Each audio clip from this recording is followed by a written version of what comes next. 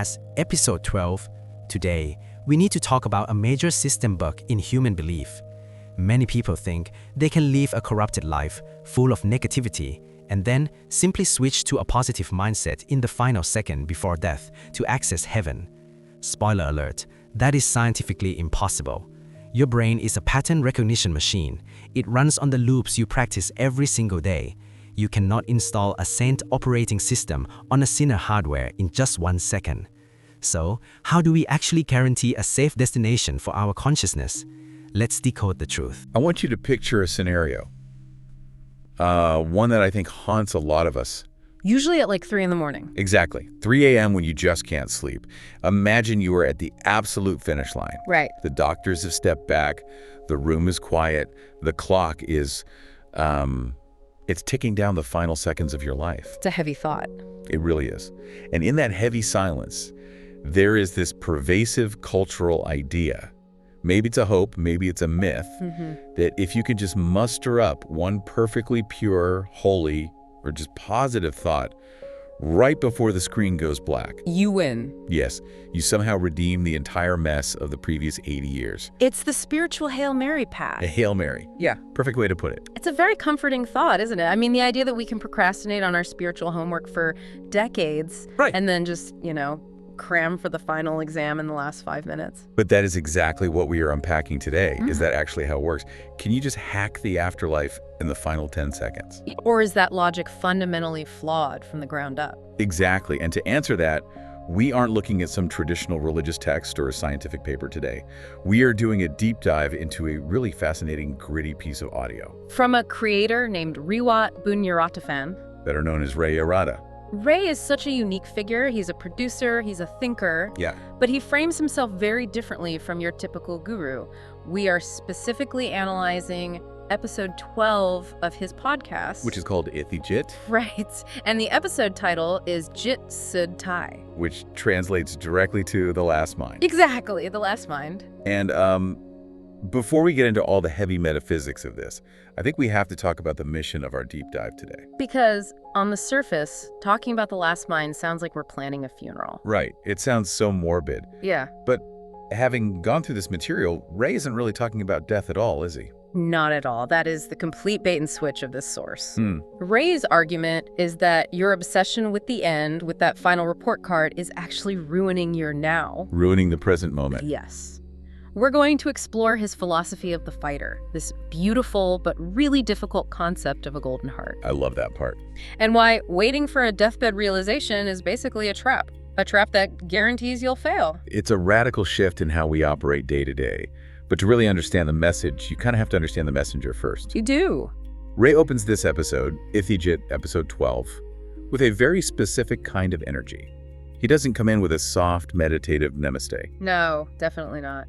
He opens by defining his nature. He introduces himself not by his accolades, but by his instinct. He calls himself a Naksu. A fighter. A fighter. And he clarifies something super important in that opening speech. This wasn't a career choice for him. No. He didn't just wake up and decide, hey, I think I'll be a tough guy today. He says this fighter instinct was attached to him by nature. It's in his DNA. Yeah, exactly. Which really implies a certain level of conflict. You don't identify as a fighter if your life has been a gentle walk through a rose garden. Right. It implies he's taken some hits. Precisely. And that backstory is the emotional hook of the whole source. He alludes to a history of needing to heal himself. He talks about trying to find a way to survive his own mind until he finally succeeded. And he explicitly states that ItthiJit, his entire system, was born out of that struggle. Right. It's the scar tissue of his own survival. And that distinction matters so much to me. Because there's a difference between a philosopher who studies resilience in a library and a guy who builds a system because he's drowning and needs a raft. Exactly. It creates real authority. And he uses that authority in the opening speech to set a very specific intention for the listener. He says, I hope my story serves as a mirror. A mirror. Yeah. You know, that struck me as a really risky metaphor. How so? Well, usually when people turn on a show about spirituality or mental health, they want a warm blanket. They want to be comforted. Right. They want to be told it's all going to be okay. Yeah. But a mirror just shows you what's actually there. The wrinkles, the scars. The stuff you're actively trying to ignore. And that's exactly why it's so powerful. Ray isn't interested in comforting you into passivity. No. He wants to reflect an image back to you that forces you to stand up and fight. Because if he just comforted you, you'd stay seated. Exactly. Ray is demanding active participation in your own rescue. Which brings us to one of the most surprising and frankly hilarious moments in the source material. The AI story. Yes. Ray talks about how he interacts with technology, specifically artificial intelligence. It's such a brilliant detail. So Ray apparently ran his content through an AI analysis tool. Maybe he was checking his transcript or his voice patterns. Yeah. And the AI came back with a profile on him. It told him that his language style is Lukthung. Okay, for anyone who hasn't spent time in Thailand or Southeast Asia, we really need to unpack Lukthung. We do. If you translate it literally, it means child of the field. And it's a music genre, right? It is. Think of it as Thai country or folk music. Okay. It's the music of the rural working class. It's about rice fields, broken hearts, poverty, hard work, whiskey. So it's very raw. Very raw. It is the polar opposite of high society or academic polished language. So the AI basically told this deep philosophical thinker, hey, you sound like a country singer. Essentially, yes. And in a lot of thought leader circles or even in the corporate world, that would be a huge insult. Oh, absolutely. You want to sound sophisticated, you want to sound educated, urban. You want to sound like you're giving a TED Talk. Right. But Ray says when he saw that result, he smiled inwardly. He loved it. Why? Why embrace the country bumpkin label when you're discussing complex metaphysics? Because to Ray, Lukthung isn't just an accent. Right. It's a moral stance. To him, Lukthung is synonymous with Jingjai. Sincerity. Sincerity. It means you aren't hiding behind big words. You aren't polishing your image to impress a specific demographic. You are just presenting the raw, unvarnished truth. Exactly. It's salt of the earth versus the ivory tower. But Ray takes this idea of sincerity and he kind of turns it into a weapon later on. He does. Because he argues that you cannot be sincere with everyone on Earth. Socially, that's just impossible. We all wear masks to function. Right. You don't tell your boss exactly what you think of his tie. No, that's just social survival. But Ray draws a hard line here. He Still. says the one person you absolutely must be sincere with at all costs is yourself. And he raises the stakes on this significantly. He doesn't just say, oh, it's healthy, to be honest. No. He says that if you are not sincere with yourself, if you lie about your pain, your flaws, your true desires, Then you have completely wasted the opportunity of being born. it's a staggering claim. Wasted. He literally says if the next life is real and you have to be reborn, you will just have to come back and solve this exact same problem again. The cosmic do-over. That part stopped me on my tracks. It should. It's heavy. It's the idea that life isn't just a random series of events. It's a curriculum. And if you cheat on the test by lying to yourself, you don't get away with it. You just get held back a grade? Exactly. Imagine failing a grade in school because you refuse to even look at the textbook. You don't get to skip it. You just have to repeat the year. Right. And Ray views the entire human experience as a school. We are born to learn specific lessons. And if you aren't sincere about what you're actually feeling, you aren't learning. You're just stalling. And stalling is dangerous because life, as Ray puts it, isn't exactly a playground. He gets pretty blunt here about the nature of existence. He does. He doesn't gaslight the listener with toxic positivity. No, he lists out the reality. Hidden tears, poverty, bad jobs, low income. Being completely misunderstood by everyone around you. He calls life potentially miserable. Which really validates that fighter stance we talked about earlier. You need armor if that's the battlefield you're on. But here is the nuance that separates Ray from just being a pure pessimist. The armor isn't to block the world out. The armor is to protect what's inside. Yes. And this is where he introduces this central metaphor of the golden heart. Huajaithon The golden heart. It sounds lovely, but in the context of a miserable life, it feels like a massive challenge. It is the ultimate challenge because the goal of the test of life is to pass through the poverty, the tears, the heartbreak. Without letting those things turn your heart into stone, you have to remain gold. You know, that reminds me a lot of alchemy. How so? Well, historically, alchemy was supposedly about turning base metals into literal gold. But spiritually, it was always about an internal process. Right. Taking the lead of suffering, the heavy, dark stuff in life, and transmuting it into the gold of wisdom or strong character. That is a beautiful interpretation. Ray is basically saying the world will throw lead at you constantly. Your job isn't to dodge the lid. Your job is to stay gold. To process it without losing your essence. And that sets us up perfectly for the main hook of this whole deep dive, the last mind. Because if the goal is to keep this golden heart, what happens if we slip up? Right. What happens if we spend 40 years being bitter or angry or totally insincere? Can't I just fix it at the buzzer? Can't I just focus really hard on God or the light or peace right before I flatline? Ray calls this Jitsutai, the last mind. And his advice on it is shocking. He says stop worrying about it. Which sounds completely counterintuitive. If the last mind determines where you go next, shouldn't you worry about it obsessively? You would think so. But he says you shouldn't worry about it because you simply cannot control it. Pukhab. Pukhab. What does that mean exactly? It's a Thai phrase. It means suddenly, abruptly, or in a flash. Okay.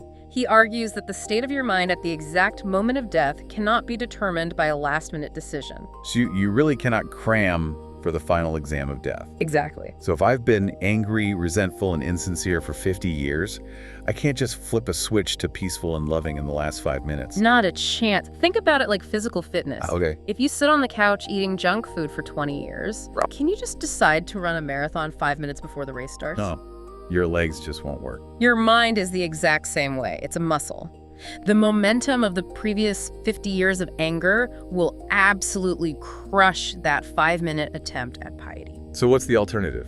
Ray pivots the focus away from the last mind and moves it to Jitpat Jubin, the present mind. The present mind. This is what I call the accumulation theory. Okay, break that down for us. Ray argues that what determines your destination? Heaven, hell, whatever comes next. Right.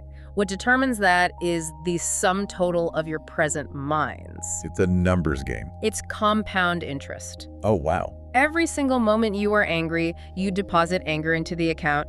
Every moment you are sincere and resilient, you deposit gold. And when you die? When you die, the bank simply reads the balance. That makes so much sense. You don't get to make a massive fake deposit on the last day to cover a lifetime of debt. That is terrifyingly practical. It removes the magic trick from religion. It really does. He says, from today, from this exact second until the day you die, the present mind that you accumulate is what will ultimately determine your last mind.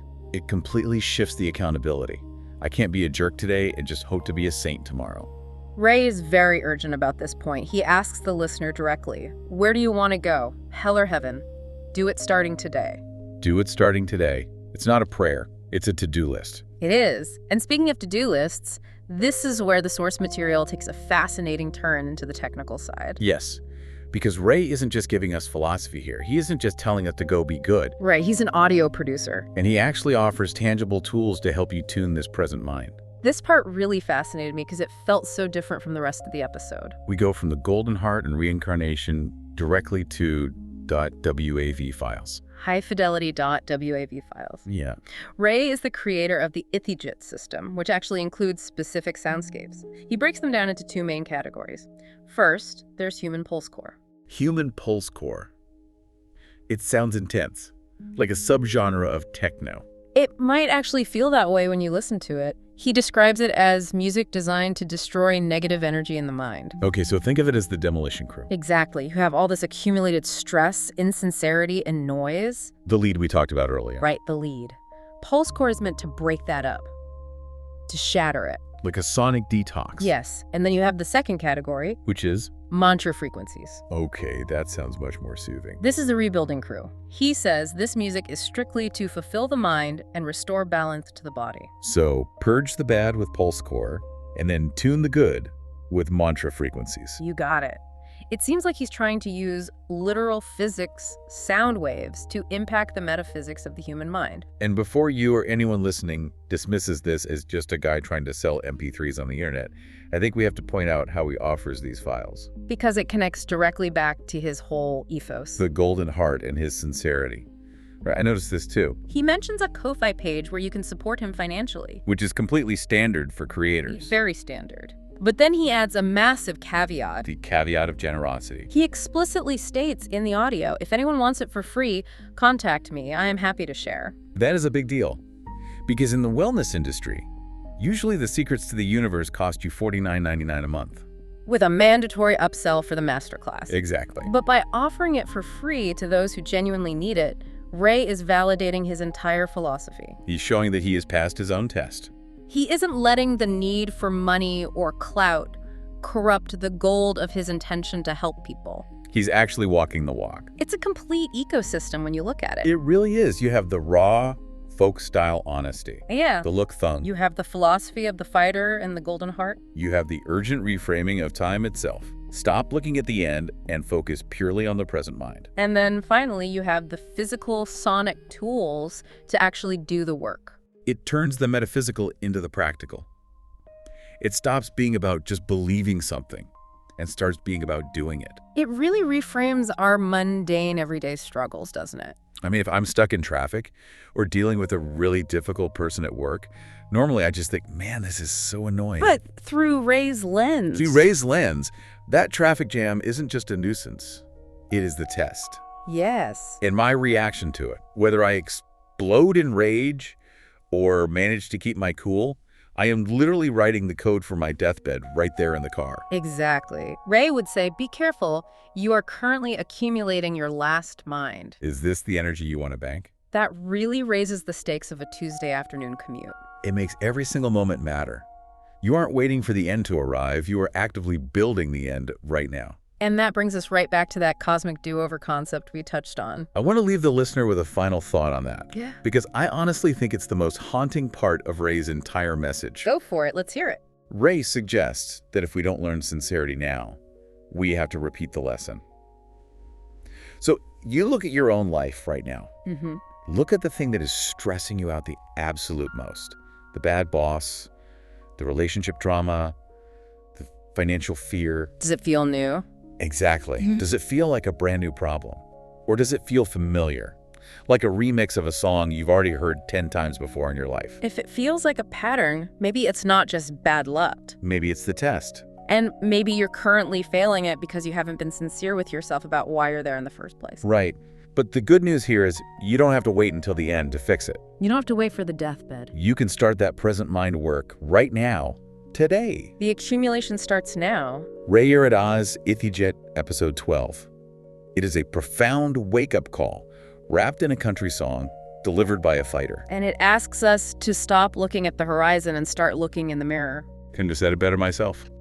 Thanks for diving deep with us today. Go check out Ray's work if you need those frequencies to help clear the lead. Otherwise, keep that heart gold. And we'll see you on the next deep dive. Take care, everyone.